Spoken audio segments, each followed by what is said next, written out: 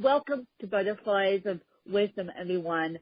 And today I have a very special guest with me today. I found out about this charity called Ainsley's Angels through when I was a triathlete. And Ainsley, unfortunately, passed away of a rare disease. She was 7 years old, I believe, and Rooster's going to correct me if I'm mistaken on that. But I found out about her and her story and what Ashley's Angels has done for the disabled through the triathlete scene. For those of you that don't know, I was on Team We Win, and we did the Kona Ironman. And so I'm honored to have Rooster with me today, and we'll just see where it leads. So without further ado, I'm going to let Rooster take it away. Well, first, Wynn, I have to say thank you so much for this opportunity to reach out to all of the people that you touch with just your amazing, gentle way and how you inspire all of your listeners. We're honored to be a part of your podcast today, so thank you. Well, you're welcome, and I'm honored for you to share your story. And now, how did Ainsley's Angels get started? I know it got started on the wish of Ainsley, and I know you were runner at one point. By the way, you guys, if you go look at Rooster's Facebook, there's a very powerful video that Rooster posted the day Ainsley passed away, and it almost made me cry. So I thought one of these days I'm going to have Rooster on my podcast. Well, today's the day. How about that? Yeah, well, thank you. You asked me how Ainsley's Angels got started, and I will tell you it got started because my daughter and I had so many opportunities after learning of Team Hoyt and what Rick and Dick started doing over 3 decades ago. And we had a chance to go out for a little run. And when the wind blew in Ainsley's face, we immediately knew, both my wife and I, that she was communicating with us so as to say, this is fun, and I'm enjoying myself. And so from that day of August of 2008, all the way up until when she passed at age 12 in February of 2016, we ran, and we ran as much as we could, whether it was a formal event like a 5K locally or a training run at our house where we would just go for a few miles together. We were able to experience so many amazing moments of a father and a daughter and share that with us in the family. And it became clear that this was like a therapy like no other, and that the two of us have this opportunity to enjoy this. And how special would it be if others could also enjoy this? Because we were running with some friends with Team Hoyt Virginia Beach, and we thought, wow, maybe we could share this with others across the United States. And that was really the first few thoughts of how Ainsley's Angels came to be. And in 2011, it became a formal nonprofit. And today, some 5 to 6 years later, what was one location in Louisiana is now nearly 60 locations across the country in 27 states, to include Washington, D.C., where over 1,000 athlete riders are able to experience the thrill of road racing. Okay. So first of all, how does one do it, and how does aid get involved, or athlete rider get involved, like myself? Thank you very much. And yes. Do you have a chapter in Colorado? That's what I want to know. Do you have a chapter in Colorado? Yeah, so we do. We're active in Colorado Springs, and we did have some activity in Pueblo before, and we even had some activity in Denver. The most successful, what we call ambassadorship, which is essentially a chapter, but we call it ambassadorship, where we have an ambassador of inclusion that leads the way, is in Colorado Springs. And you're invited to get involved at any time that you would like to. All you have to do is go to our website, Ainsley'sAngels.org, and click on locations, and then be an angel. And you can follow the prompts for Colorado and then Colorado Springs. And then our local ambassador would contact you via email and invite you to upcoming races. Well, I might have to do that. And just to let you guys know, if you haven't Googled Rick and Dick Hoyt, Google them, stop the podcast, and Google Rick and Dick Hoyt. They're the most famous triathlete team I know of on the disabled scene. And they started the Boston Marathon. And Rooster, correct me if I'm wrong in saying this, they started the Boston Marathon when Rick was 10 years old, and Rick is now 30. He has severe cerebral palsy, and Dick, the father, is now 70 years old. And of course, when the Boston bombings happened, Dick said, this is my last race. This is my last race. And we all said, no, you're going to be, have a heart attack before you get pulled off that Boston Marathon. And so did that impact you guys hearing, Dick say that? Oh yeah, for sure. So a couple of things just for clarity. Rick and Dick started running in about 30 to 40 years ago. So Rick, the son, came to his father, who at the time was in his early 40s, and said, "Dad, I want to run a local 5-mile benefit race for a young man who was in a lacrosse accident, and they're having a charity event to raise money for him." So Dick said to his son, "Well, of course, let's do this." And so they made Rick's wheelchair with a few modifications, and he pushed him in the 5-mile race. And as Dick always says, they certainly didn't finish last, but I think they finished next to last. But the best part was when they got home, Rick used his adaptive speaking device to tell his dad that he felt that he was not disabled when they were out there running together. And that was the flame that was lit immediately as Dick went on to dedicate the rest of his life, essentially. He's now in his mid-70s, to running with his son Rick. And they've done amazing things, over 1,100 races together. And you mentioned the Boston Marathon. They were the first duo team to do Boston. And Rick continues today to be pushed by his good friend Brian in the Boston Marathon. And they've run it every year, maybe with the exception of one, for the last 37 years, and have been an inspiration to many. Of course, Dick and Rick went on to Hawaii to do six. They attempted 6 Ironmen in Hawaii. They did. Yeah, they accomplished 2 of them. They finished 2 of them within the qualifying times. The other 4, there were various challenges along the way. I was just about to say that when I was lucky enough to do the Kona Ironman.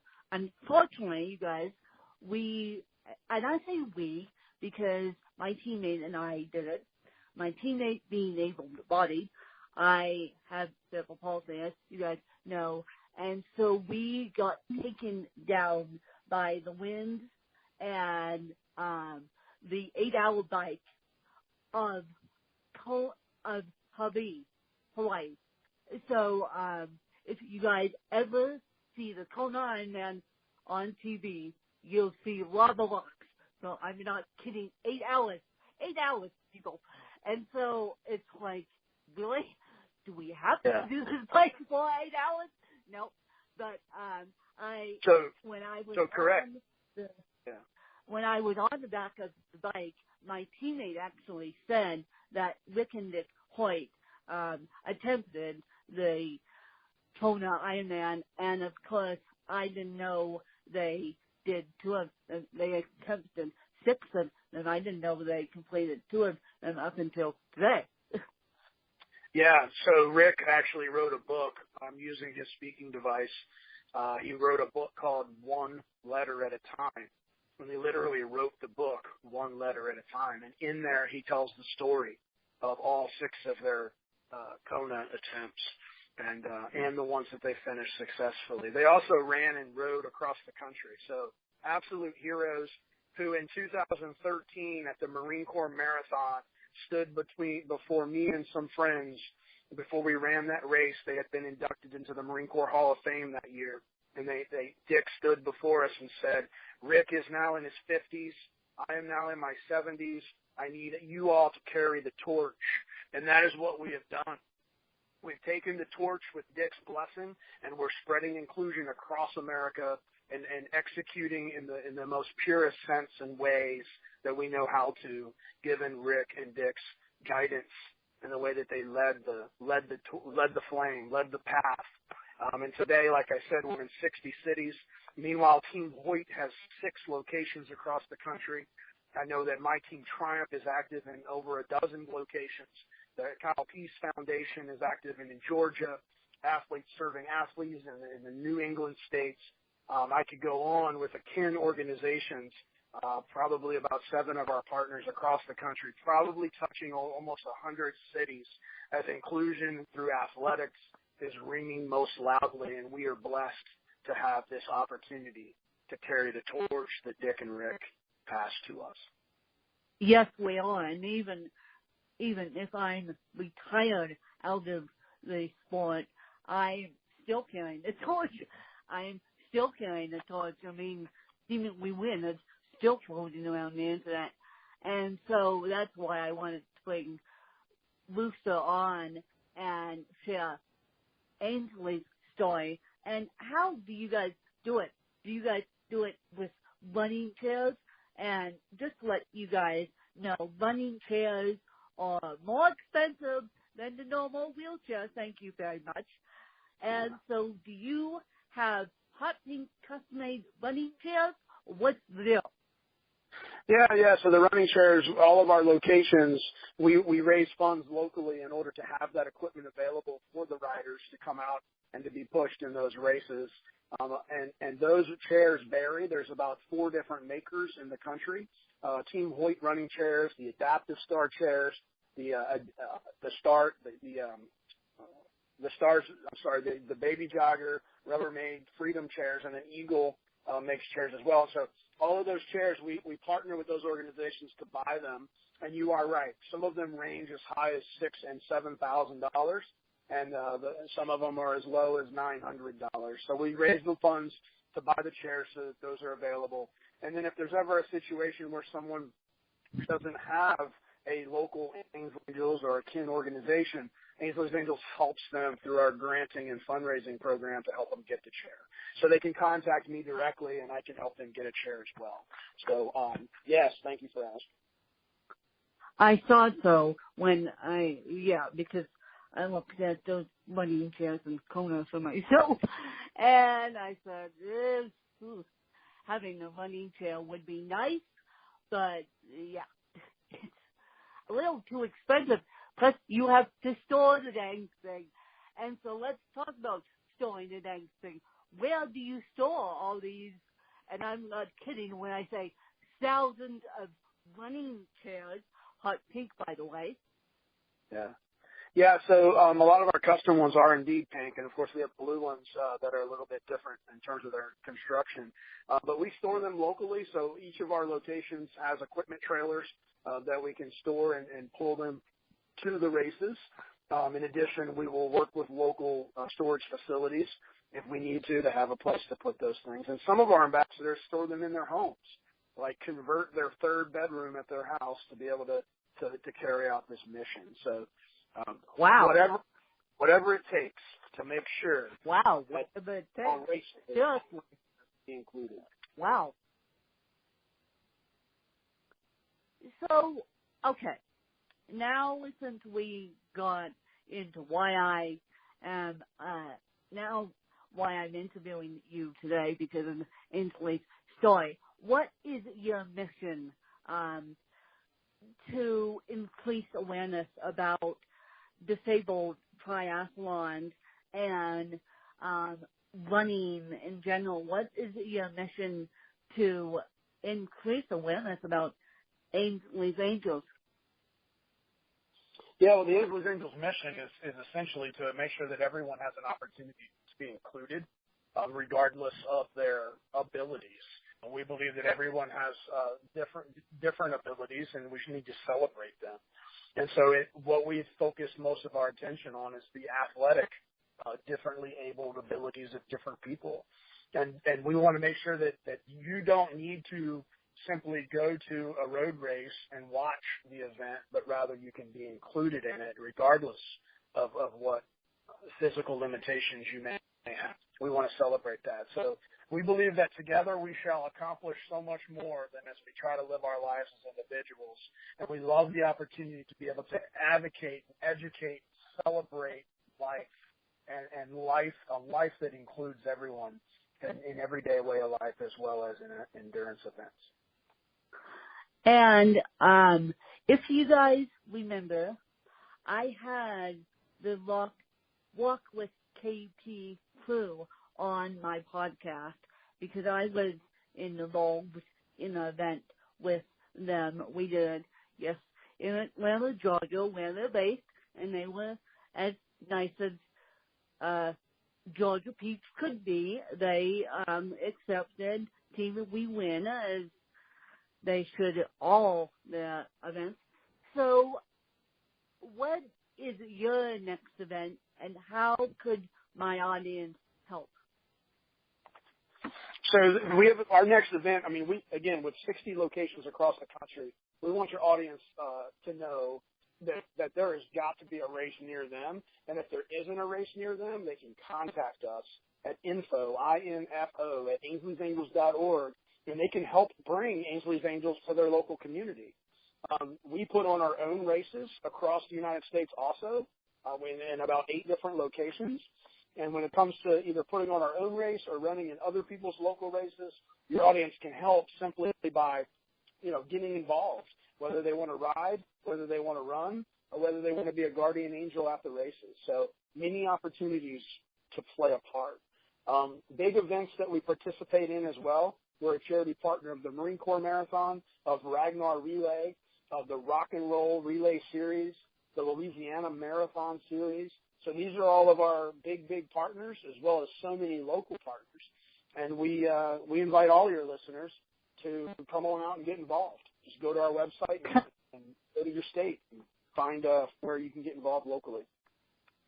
Yes, because it takes a team to be a disabled triathlete. I know that firsthand. And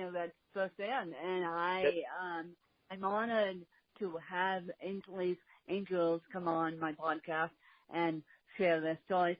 So where can people find you guys, and where can people reach out to you and say they heard you on Butterflies of Wisdom? Yeah, great question. So we're on all of the social platforms. The best way to get to it all is Ainsley'sAngels.org. I can spell it if that would help, but it's AINSLEYSANGELS.org, Ainsley'sAngels.org.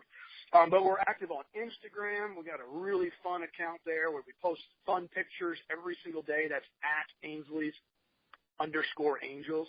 We're active on Twitter. Of course, Facebook. Every one of our states that we're in has their own Facebook page. Just search Ainsley's Angels on Facebook. Our Ainsley's Angels of America main Facebook page is always got a wonderful photo of the day. And then on YouTube, that's perhaps one of the funnest opportunities to see and get involved. Ainsley's Angels has their YouTube channel, where there's amazing videos. There's a weekly video series that we released that we've had now for the past 67 consecutive weeks. Also a weekly word where I just talk about a word of the week for a couple minutes. So anywhere on social media that you are, we're there too. And before I let Rooster go, I'm going to turn the mic on him and let him ask me 2 to 3 questions that he's been dying to ask me. This is for putting up with all my questions. Oh, absolutely. So, number 1 question for Win is, how does it feel to be you? Okay, how does it feel to be me? Well, now looking back on it from a triathlete sense, I wish I had you guys. I wish I had you guys in Atlanta because when I was doing a race walk with KP, my teammate, God bless her, she pushed me in a normal non-racing wheelchair, and at the end, we looked at a racing wheelchair, and I still have a picture of it, of me in a racing wheelchair, and God knows I needed that racing wheelchair during Walk with KP, and if I ever do Walk with KP again with a different partner, I would definitely use a racing wheelchair, because for those of you who don't know, I have cerebral palsy, and so I use a wheelchair and a walker just in my daily life.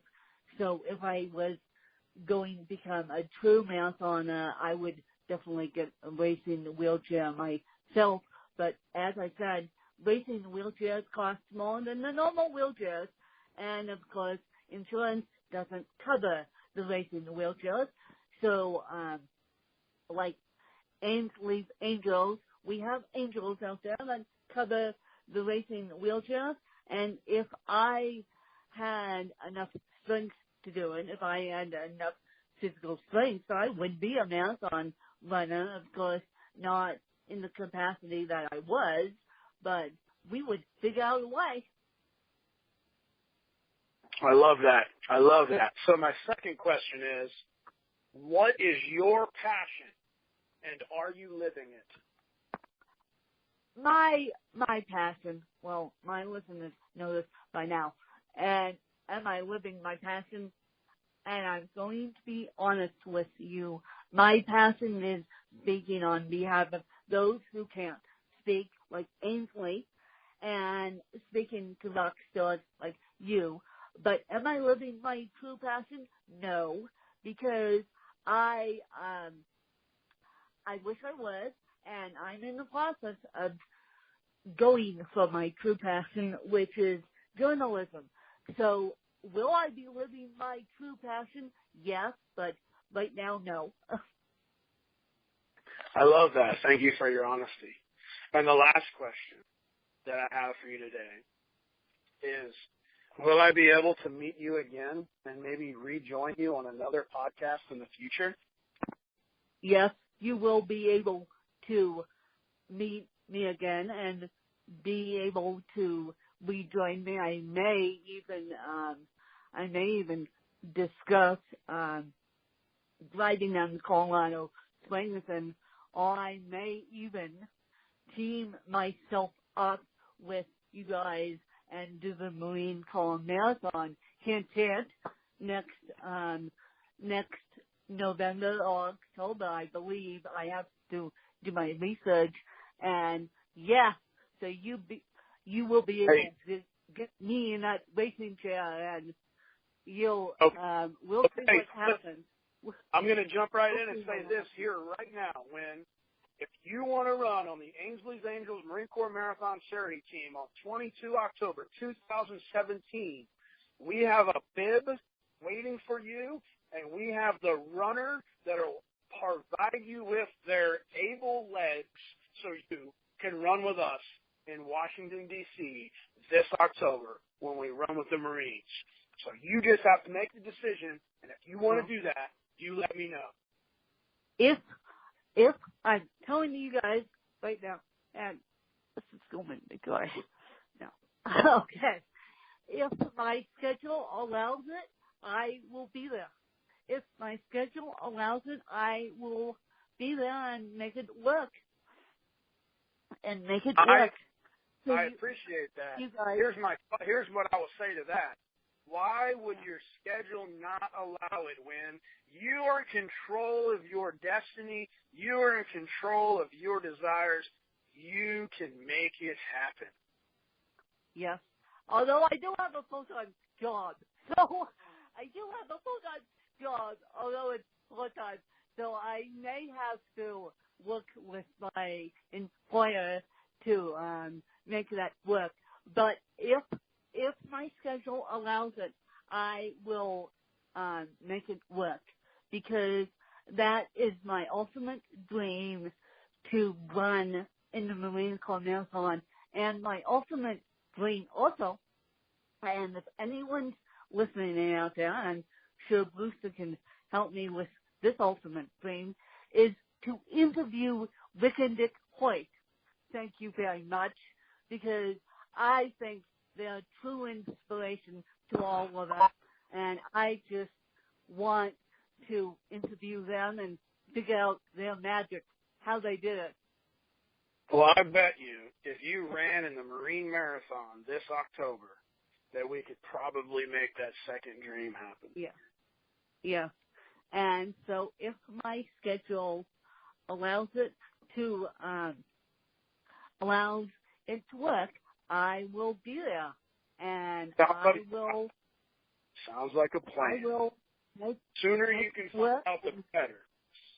I will, and I will make it work, and I will see if I can make it work, because when you guys told me that you guys helped with the Marine Corps Marathon, and by the way, the Marine Corps Marathon is not only for the disabled, you guys, the Marine Corps Marathon is for the able-bodied as well. I'll just be in a disabled bracket, thank you very much, and I'll be in a racing wheelchair. And so please support Rick and Dick Hoyt. Please support Ainsley's Angels, and let's make this happen. Let's make the Marine Corps happen. And so if my schedule allows it, you guys, you will see my true passions come out again.